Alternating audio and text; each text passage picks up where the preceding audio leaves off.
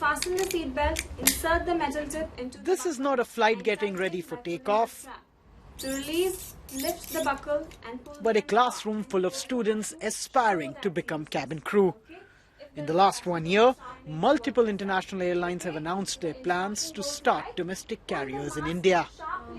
Ms. Shreya, can I please request you to open your tray table? For institutes like this, which offers training for airline jobs, that's meant a sharp rise in enrollments. Certainly there are more people approaching us and taking admission. Why? Because yes, there has been more tie-ups now, as we know that many of the international airlines have done tie-ups with domestic carriers. So of course, more tie-ups, more flights, more vacancies, then they require more crew. So that's how, the vacancies would go up. Recently, Abu Dhabi-based Etihad Airways became the first international airline to invest in an Indian carrier by buying a stake in Jet Airways. AirAsia and Singapore Airlines have also tied up with the Tata Group to launch 2 new domestic carriers.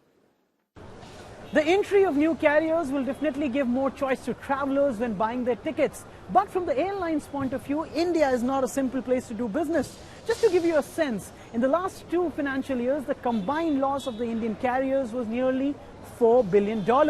So the big question is, how easy will it be for new companies to run an airline in India?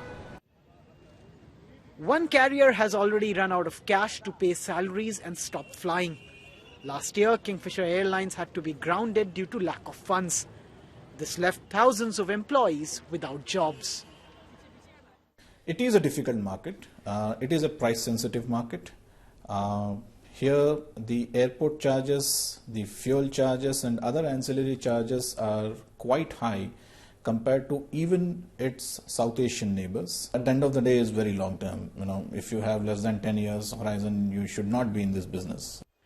Given the tough business climate, many doubt if there is space for new airlines to enter the market. Saroj Datta, former executive director of Jet Airways, feels that there is scope for new entrants, but says there will be more casualties to come. There will be a shake-up in the Indian market. Some carriers may or may not survive, or they may be absorbed by the bigger carriers who come into the Indian scenario. But I think there is a place for 4, 5, 6 carriers in the Indian market, including regional carriers.